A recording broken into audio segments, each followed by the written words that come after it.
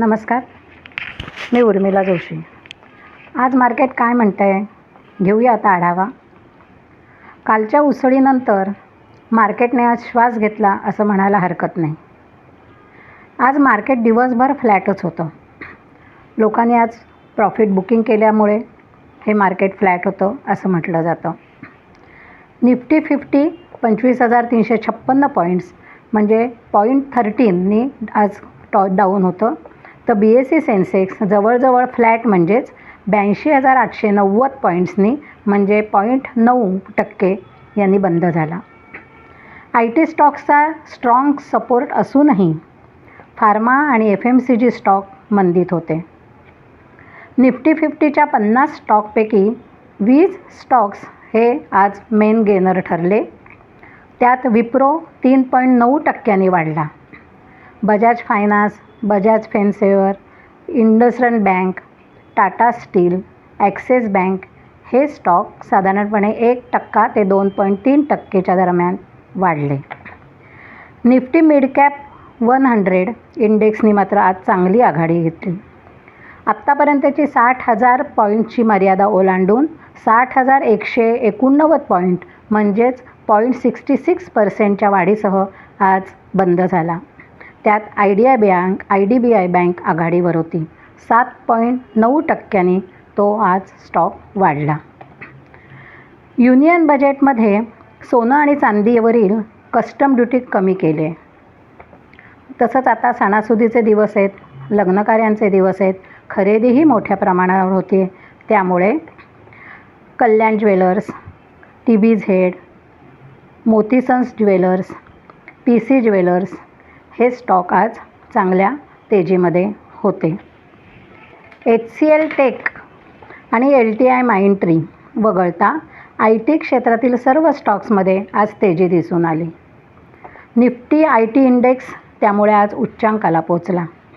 विप्रोचे shares तर आज 3%पेक्षा जास्ती वाढले.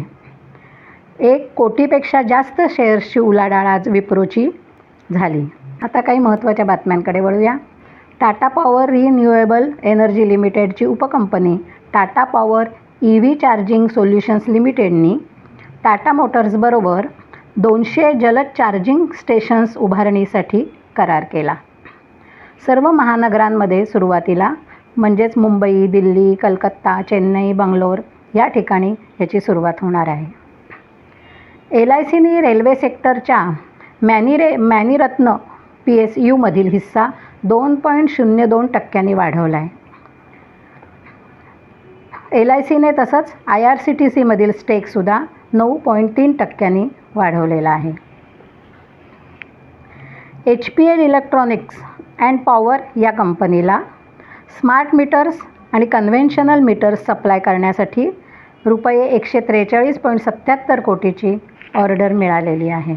HG इन्फ्रा इंजिनिअरिंग लिमिटेड या कंपनीला धुळे ते नारडाना या 49.45 किलोमीटरच्या EPC मोडमध्ये लाईन कन्स्ट्रक्शनचे काम सेंट्रल रेल्वेकडनं मिळालेलं आहे.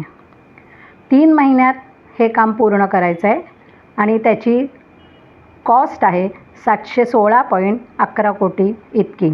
त्यामुळे आज हा शेअर 4%पेक्षासुद्धा जास्ती वाढला. दामोदर व्हॅली कॉर्पोरेशनकडून थर्मल पॉवर प्रोजेक्ट करण्यात येणार आहे.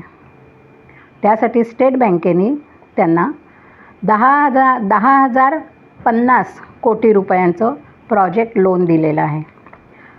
हा 16 MB ultra super critical thermal power project आहे. 13 सप्टेंबर 2024ला डायरेक्टरेट ऑफ जनरल सिव्हिल एव्हिएशनने असं जाहीर केलं की ऑगस्टमध्ये एकूण देशांतर्गत हवाई वाहतुकीत मागच्या वर्षी ऑगस्ट महिन्यापेक्षा यावर्षी 5.7% इतकी वाढ झालेली आहे आणि 1.31 कोटी प्रवासी यावर्षी वाढलेले आहेत. आपण एका स्टॉकची माहिती घेऊया.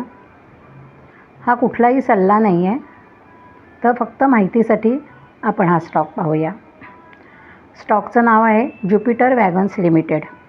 ही स्मॉल कॅप कंपनी आहे. जबलपूरला त्याचं हेडक्वार्टर आहे. ही कंपनी मॅन्युफॅक्चर आणि design of commercial vehicles and locomotive bodies करते. मध्य प्रदेश आणि झारखंडमध्ये त्यांच्या 5 फॅक्टरीज आहेत. आत्ताच त्यांनी रशियातील एक कंपनी ZAO वॅगॉनमश यांच्याबरोबर टेक्निकल कोलॅबोरेशन केलेलं आहे. या पार्टनरशिपमुळे आत्ता जी कंपनीला ऑर्डर मिळाली आहे सेंट्रल रेल्वेकडनं ती आहे 290 साईड वॉल्स आणि एंड वॉल्स आणि 250 बॉक्सन वॅगन्सची जी मोठी ऑर्डर मिळाली आहे ती ऑर्डर लवकरात लवकर पूर्ण करण्यासाठी त्यांना मदत होईल. कंपनीचं मार्केट कॅपिटल आहे 22,264. आज ह्या स्टॉकचा रेट होता 559.20 म्हणजे आज ही 6.62% वाढीने हा स्टॉक वाढलेला आहे. ₹34.70. जुलै 24 क्वार्टरमध्ये म्युच्युअल फंडातली गुंतवणूक ही वाढलेली आहे. 0.8%वरनं 1.63% ती झाली आहे. FI होल्डिंग 4.14 पासून 5.34% झालेली आहे म्हणजे ही सुद्धा वाढ झालेली आहे. नेट प्रॉफिट ते 331.02 यावर्षी झालेला आहे. मागच्या वर्षी तो 120.68 होता म्हणजे नेट प्रॉफिटमध्ये सुद्धा वाढ झालेली आहे. रेव्हेन्यूसुद्धा 2023मध्ये 2,068.25 होता तो ह्यावर्षी 24ला 3,643.73 झालेला आहे. शेअरिंग पॅटर्न बघूया. प्रमोटर्सचा आहे 68.11%, foreign institutions 5.34%, mutual funds 1.63%, retail investors 24.24% आणि अदर्स 0.68%. EPS म्हणजे अर्निंग पर शेअर याच्यामुळे गुंतवणूकदारांनी प्रति शेअरवर किती कमाई केली हे यामुळे कळते. तर तो EPS आहे 8.03%. ROE रिटर्न ऑन इक्विटी आहे 27.38% आणि ROA आहे 11.83%. अशी ही या कंपनीची कामगिरी आहे. आपण या कंपनीची माहिती घेतली. याबरोबरच आज आपण इथेच थांबूया. उद्या लवकरच भेटूया. नमस्कार.